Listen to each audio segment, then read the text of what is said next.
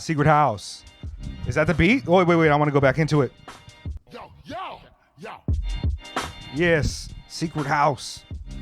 Against the World, Tokyo Bass, album reviews and conversations. Secret House. Hit the like button, please subscribe, comment, tell us if you liked the review, why you didn't. Tell us your favorite songs. Tell us if you're familiar with the artists or you like them. People have been commenting on our stuff. I think we're going to do a video about some comments and maybe a couple song shares after this one. But yeah, thank you for all your support. Some of you guys I see showing up quite often. Shout out to you. Please watch the most recent reviews we had. We did Earl, we did Corday, we did... I think I'll put out the Earth Gang before this. Might as well, just keep it in sequence. And again, if you like any albums that are hard and you want us to talk about, primarily joints that are more underground, independent, or by artists who are not getting that much support, we're down to rock with them. I'm still waiting for a new RXK Nephew joint to come out because that motherfucker is super toxic and I kind of find it funny and hilarious. Thank you, Rin V. Are you familiar? I am not. He has a feature. He has a feature on the Z Loopers joint from last year. Okay, he's the guy that said Dwayne Johnson in Doom. I'm Dwayne Johnson in Doom. Okay. Yeah. He's hard. He's fucking hilarious. You might like it. I don't know. I will see how you feel. Anyways, today, I'm wondering how L Spade feels because this is an artist that I was waiting for a new album to come out because I wanted to kind of get L Spade's temperature on it because Chris Crack does kind of have a more kind of southern sensibility sometimes. He also has a more kind of pop rap sensibility sometimes with his production choices. And so, there's drums. Mm-hmm. Recently, you levied an accusation against me and Jet saying y'all don't like drums, which was funny to me because at the time that you sent me that, I was actually listening to drum and bass. And also on top of that, I am a B-boy and I come from the drum. I just don't come from an 808. The recent albums we reviewed, man, them Jones have been sample bass with like low drums. I've been listening to death metal for the last 2 months. Shout out to death metal. I mean, Corday's got drums, but I feel you, Earl. But y'all didn't like that album either. Well, I rated it the greatest album of all time, top tier. I just don't really care back and go for it. But anyways, today, man, the person we're talking about is Chris Crack, who is a young MC from, I believe, Michigan, Detroit, perhaps. And this album is called Growth. Chicago. Yeah. Okay, my bad. I don't know much about the man, even though I've been listening to him for years. I don't go and read interviews and do things, but all right. But let's see. 18 songs, 31 minutes. He's quite prolific. He releases albums every few months. Generally, there are a lot of songs, a lot of short songs, not too much focus. But there was, what was the album that he came out on the label? Might Delete Later? Might Delete Later. That was his probably most focused album that dropped on Fool's Gold. But he is also known as having some of the best album titles and the best song titles in the history of song titles. The song titles on this album are... they're really some something. of them are good. They're really something. He's known for White People Love Algorithms, Wash Rappers Ain't Legends, Good Cops Don't Exist, Hoes and Trader Joe's. Crackheads Live Longer Than Vegans. Jesus dropped the charges. Yeah, and so I mean, me Trill is an personally, onomatopoeia. Word. I mean, he's funny. He's phenomenal to me. I like him. I think I got exposed to him with the Vic Spencer collab that came out Chris Spencer album that came out back in 2016. That song No Biggie was so hard, and I've followed his career in and out over the last few years, and I'm a fan. I like him just fine. I enjoy his music quite a bit, and I go to check him out every time he releases an album because at the bare minimum, the album titles are funny. Sure. So yeah, are you familiar with him? Actually, this is my first soiree. I've heard of him, but this is my first time actually just listening. I was like, okay. Soiree. Yeah. Extended vocabulary, guys. Just don't do it. You trying to hit them with that so they don't say you got low IQ anymore. You know what? Y'all have no idea. Yeah. They trying to get in my guy, man. Don't be disrespecting L Spade on our fucking comment section, son. You know what I mean? Otherwise, we'll throw you a soiree.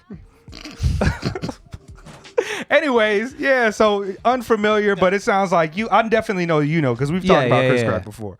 He's he kind of seems to me like, I don't know how old he is, but for some reason in my head, 30 he's 30 years old. Yeah. I thought my man was like 24. That's how they get you. But he probably started coming out with music like that. His voice just kind of has a kind of younger kind of sounding intonation to it. He's got a lot of energy, yeah. And also he's got a lot an exuberance and an energy about his kind of talking and shit that is just a little bit immature to me. He's I feel like we've reviewed a lot of smart dumb guys. You know, the smartest dumb guy on this channel. He might be the supreme smart dumb nigga guy. I think he is the dumbest smart guy. Yeah, word. I mean, very well could be like the poet laureate of our time. He's like the ideal amalgam of a goon philosopher.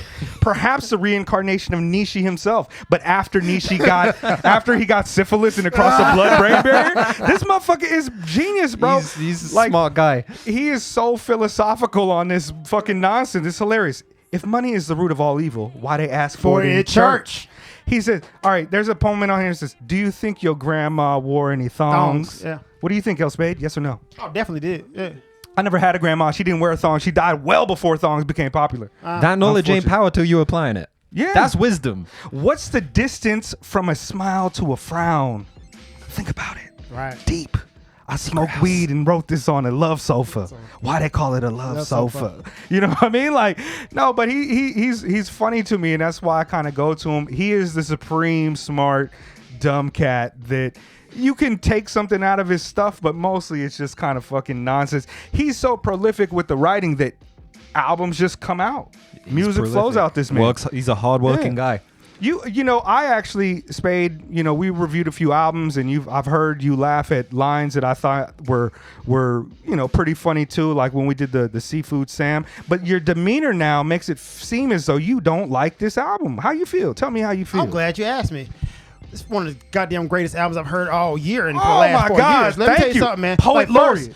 First, yo. I'm so happy. You don't understand my joy right now. First, let me say, shout out to the nation, man. Because I think gang members get a bad rap because being in the gang is not illegal. So the title, Growthfully, Develop, I'm like, yo, he a GD. GD. Called me off time. I'm like, oh, wow. Right? Because some rappers, I'm not going to call no names, Elspedia too, put little hints in there, right? But nobody's outwardly doing it because you got to understand, being in the gang ain't illegal. It's the activity you do in the gang. So however, like this is changing the whole elements of it. So Growthfully Development, I was there like, woo! I gotta talk to you after we get off of this. I didn't know that. All right, yeah. I didn't know you're familiar with it. You should have listened to the album. I'm not GD, but my nephew, he's pretty well known for that. Shout out to the nation. So this whole album was like masterfully done. Now, one thing I will say, and I did some research on it.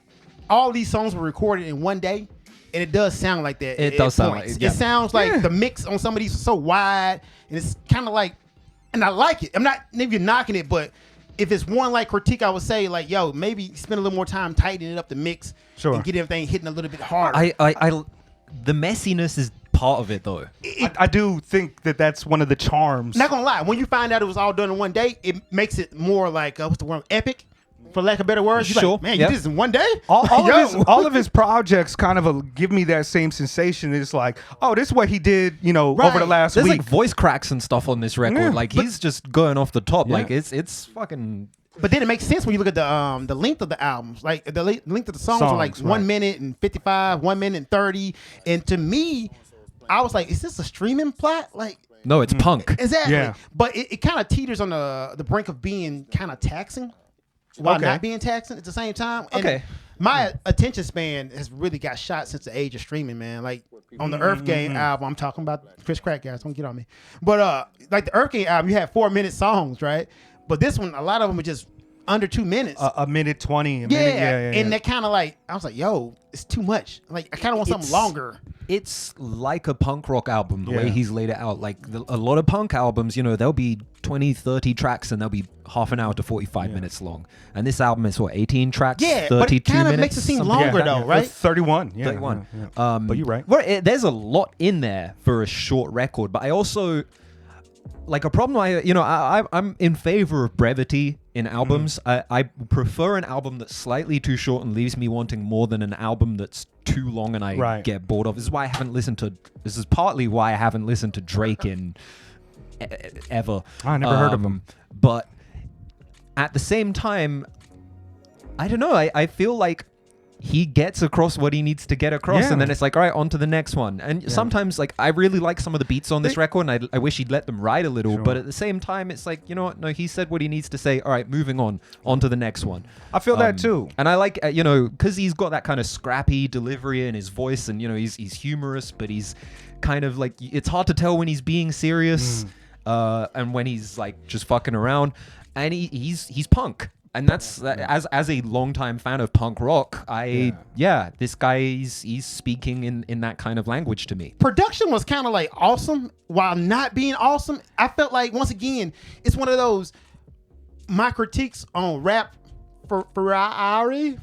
I think that's how they say it, right? Ferrara. For Rory's music is if you go back to my critique on that, it was like, yo, some of these beats are just kind of last days ago. Sometimes I get on Alchemist beats for just being a drum loop, and some of the beats on here were like that. Yes. But the difference was the energy and the intensity he brought to it captured me and brought me back in. I'm like, yo, because some of this, like, I forgot what sample he used, but that old R&B sample, it was just a sample loop over and over again. But the energy, man, Chris came on it just got me. And a lot of these tracks was made by Cutter, where you at? Cutter, what up? And I'm like, yo, bruh, Cutter. Shout out to the white guys making beats. He's the only feature on there as well, right? Yes, he has a singing feature. And singing, rapping, singing. Sure. And I thought it was pretty decent. Matter of fact, one thing I will say, Chris, kill some of these features. You didn't need it, dog. Like, you can hold an album your damn self. The homie Steve Adams, that verse was booty, butt cheeks, garbage to me. I was like, yo, kill I don't this know one. he reminds me of somebody with his kind of like what he's trying to do, but I don't know. Yeah, but I mean, I didn't hate it because the song is 3 minutes. You know, I just like, and it comes right. You know, I do want to kind of make a point about what you're saying about the production, kind of like not being fully realized almost, and what you're saying about it being so fast. I really do think that he sit in front of a beat machine with the homie plays some comes to his mind. He's like, let's do it. Boom, that's it. We're done. And I think that's what allows him to kind of put out this prolific catalog. He has albums and albums that don't deviate much from this. He has, you know, similar styles, but he makes it interesting with his energy, with his kind of brilliant insightfulness about serious topics, but also kind of like the most ridiculous shit coupled with him. And he styles doing too. yoga with a butt plug. Bro, he keep the pussy. He keep the pussy hot as a thermos. Like he, you know what I mean? Like, my man is gross. And some of the shit he says is like, it's like the dumb. Who is the character on Atlanta? That's played by Lakeith. I forgot his name. Lakeith Stanfield. Don't own a TV. But anyways, he's kind of like the brilliant idiot. You know what I mean? That's kind of how I feel about Chris Crack. You smoke with him, he gonna say, "Stay left, don't merge unless you signal. Crowding lanes is never pimping. Shooting blanks like Sonny Liston, cruel intentions, dual inventions." And I'm never simping, but you knew that part. You knew that part. You know what I mean? Like, he's interesting. On all of these songs, you can get something more out of it than I feel like he's projecting into. Like, what's the joint? 9 to 5s make you fake, where he's talking about like the fake bougie chick. This is alienation of Marxism if I want it to be. Can I just say you know what I mean? Like, if I wanted to be Marxist, I could go bring it to that, man. He's funny. He's fucking hilarious. Comrade Chris. Illuminati cell. Illuminati phone numbers. Yeah. One thing about that really tripped me, he went on talking about like how cancel culture would get you, and then he bleeped out the transphobic remarks he put in there. I was like, yo, dude, I ain't scared of cancel culture, but let me blink out the transphobic remarks I just made here. Like, come on, Chris. You kind of lost a little credibility on that one for me. I'm like, bro, stand on it. If you're going to, first, cancel culture ain't real. Put that out there. He probably has a song title called that, actually. Cancel culture ain't real. Yeah. It ain't. Not on this album, but yeah. It's real. You talked about cancel culture so much on that song. I was like, oh, here we go. And then when the transphobic part came in, I'm like, all right. But this is what I mean. It's hard to tell when he's being serious sometimes. True. Like, this guy's kind of a troll. I think that's like part of it. I think that's kind of part of it. You got me. Well, you know, like, his influences, it seems to me like one of his biggest influences, like a Danny Brown, where he keeps it super. He was on Fool's Gold as well. Like, you know, right. he's in that same kind of ballpark. But yeah, I mean, I don't know. I don't I don't believe that Chris Crack honestly believes therapy don't work. Try drugs. You know, I don't think that is his honest, deeply held opinion. Right. But it's fucking hilarious. Yeah. Talks about Target a lot too. I mean, he probably get his clothes there. I don't know, my man rocking. Right. I don't know, man. I think that Chris Crack is like a national treasure, and I don't know if he needs any more popularity. I was looking at his streaming numbers. Like, a lot of people don't stream him like that, but as a person that's listened to his career, like, he rarely misses for me. He rarely misses. I'm adding to my playlist. I'm always going to get something out of his music, and every once in a while I find a song that I really like, and I'll play that 1 minute 30-second song 130 times in a row, just because he's able to kind of. It's a good time. Yeah, he just makes it's fun. That's why initially we had planned to review the Currency Alchemist album, and we were going to do Currency Alchemist, and we were going to do the Earth Gang shit. But after listening to the Earth Gang shit, you know, they're long tracks. I got to think about them. It's super lyrical. The production is intricate. I'm making all these notes, trying to be, you know, honest in my critique about it. And I started to do the same with the Alchemist Currency shit. I'm like, damn, these are a lot of words, a lot of shit that I got to think about. And so I asked the Secret House here if we could change it to this, because this is just a relaxing listen to me. I didn't make many notes at all on the last couple songs, because I was just like, word, I like it. No, this joint is awesome. It's masterfully done. Dude actually has a pocket. I like the way he's like cultivating his career. Do you think I actually went and did research on this guy? Yeah. Do you think the 1 day like recording thing is part of that sense of being in the pocket? The fact that he just like flew through everything at once while he was in the zone. You know, there was no like doing this on a bad day kind of thing. It was just like he just tears through the whole album. I totally maybe do. at once. You know, I could see him. I could see him like, you know, he's happy with the take. He's like, all right, next track. And that could be jumps on it. The genius of it, because I know when I'm writing rap, sometimes this is the one I was talking about. This is my shit. When I'm writing rap, Therapy don't work. Try drugs. I get in my head, and sometimes I overthink it. And once I overthink it, I come back and change the delivery. It's something about catching that rawness the first time that can't be like reduplicated sometimes. So maybe that could be it. Some he of my knows how favorite good he albums is. are.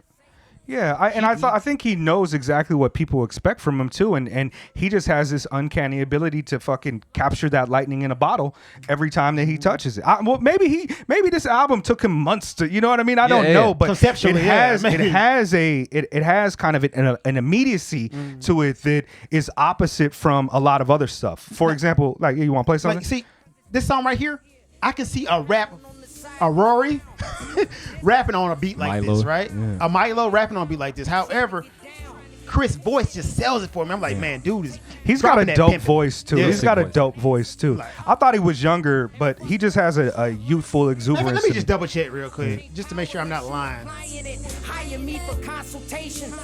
Copyright ID. Right. Yeah, 30 years old. Copyright ID.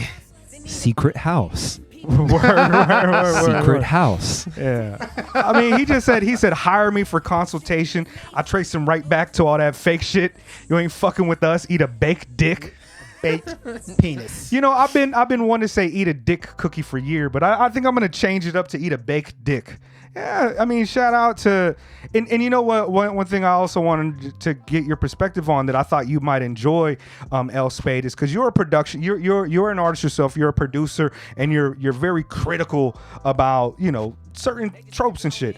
There's a lot of different looks on this album, right? There's beats that sound like some slow 1990s do or die syrupy shit. There's things that sound a little bit closer to the experimental drumless Alchemist type of loops. There's shit that sound more Jack swing type shit on there. Like it's, you know what I mean? Like what is the joint Celebrate Everything Till Further Notice sounds vastly different from, you know, it's pussy is better when you eat it first. Yeah. Like all of these beats there's a cohesion because it's all, you know, Chris Crack, but there's also like a variety. And I think that speaks, for some reason, Jet, I didn't put it together that he's very punk, but I agree with that quite a bit. And I'm surprised I didn't put it together because I too am a genius like L Spade. Thank you for pointing that out to me. He's very punk. I'm dumb as shit. Yeah, no. I'm going to start saying I'm a genius like Kanye until somebody manifests it for me in a documentary that they've been working on since we were friends. 2000. Let me know. I never said I was a genius. He said that. I didn't say that. No, I'm not. I forget what you said. Was it the last recording? And I was like, yeah, let me pat you on the back. Yeah. I'm just talking shit. I have a rather extended vocabulary. Oh yeah, me too. I have all that. Yeah. This is a fun album, man, and I recommend that people check it out if you're a fucking like a fun person. I shared this 10 times. Like, this is the first album that we reviewed that I've actually shared on multiple platforms. I thought you would enjoy it, but your demeanor when we were talking about it, I thought he gonna come in here. You were fucking with us. You were trolling us. No, because what you guys said was, it wasn't that good. I'm like, what the hell y'all mean ain't that good? This album is great. This album is phenomenal. Because you guys are like, there's something fun. So I know. So the most negative I can be on it is that I like last year's one a lot better. Okay. Sure. I prefer My Delete Later to this one. I think this one's dope. But My Delete Later was on my top 10 hip hop albums. A lot of his catalog is not even on Spotify. Yeah, it's on Bandcamp. Fuck streaming platforms. Own your art. Sell it. Although Epic Games now own Bandcamp. So did it really? Yeah. That's new and fun. Fortnite people now own Bandcamp. So, it's over, guys. But it's over. Yeah, no, he's always over. That's independent. He's punk. You know what we call this? We call this enclosure of the commons. Hey, here it comes. Here we go.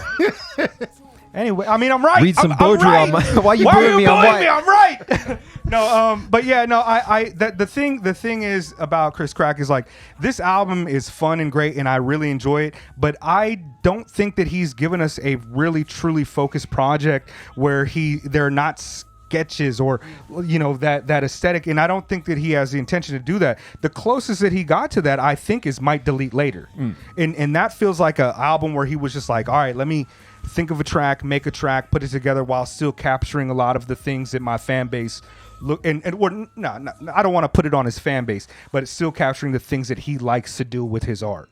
And it's a different listen. I actually thought Might Delete Later was like not one of my favorites. Okay. I might like White People Love Algorithms more than that, or there's a lot of his albums that I like. Sheep Hate Goats. I like that album more than Might Delete Later. I haven't listened to it. That came out last year I'm not that too. familiar with his. I'm not that familiar with his discography. I'm gonna dig in the back catalog now though, because Jordan never did that move. Yeah. No, My Delete Later was my shit. I love that record. It's in my top 10 of hip hop albums. It would have been like 11th or 12th overall on my favorite albums of the year. And this one, I like it, but it's maybe just a little less complete feeling to me. Yeah. Than last year's one. It does teeter on that, like incompleteness, and it's like kind of I ain't gonna say scatterbrain because that's too harsh, but it does come off like amalgamation of just projects thrown together. Like, okay, this one, 17. It's like, I don't know if you need 17, my guy. And that's just like a light criticism. But yeah, likewise. If it seemed like I wasn't hot on it, that's only because I loved the one he did last year. One of the two he did last year, right? He put a couple albums out last year, something like that. Yeah, he did come out with at least 3 last year. 2 or 3, at least 3. Look at his catalog, dog. I mean, like, look. There's like 15 albums going back to very hardworking, very prolific with it, and that's the thing. It's like I don't ever say like, wow, this is Chris's greatest album, because all of them kind of are just like, word. So that's wait next week, right?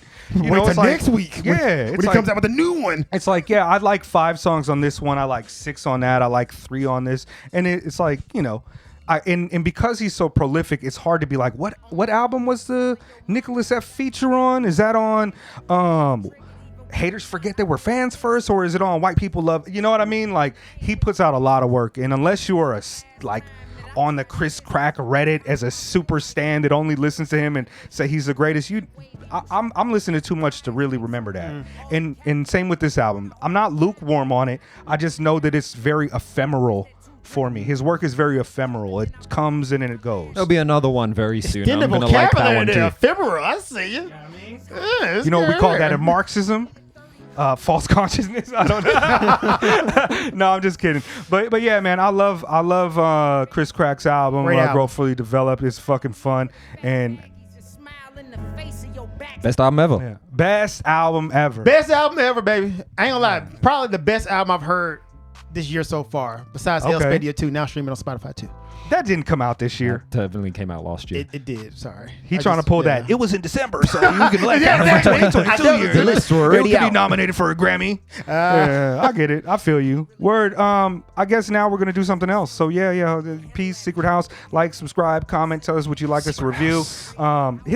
Please subscribe. I want to get to 500 so I can start engaging more with the fans, and then I'll give you guys the passwords to the account so you guys can get on there and give middle fingers and shit like that too. I don't read the comments. Yeah. I get notifications for them whenever I go into the YouTube. It'd be like bell and one. I will talk about it. Peace, Secret House. Secret House. Free Hoover. Fuck the all right. Still cracking visas. I ain't finna cheat 'em, let 'em know I was a diva. Trees from Tahiti in the pot, I'ma beat it.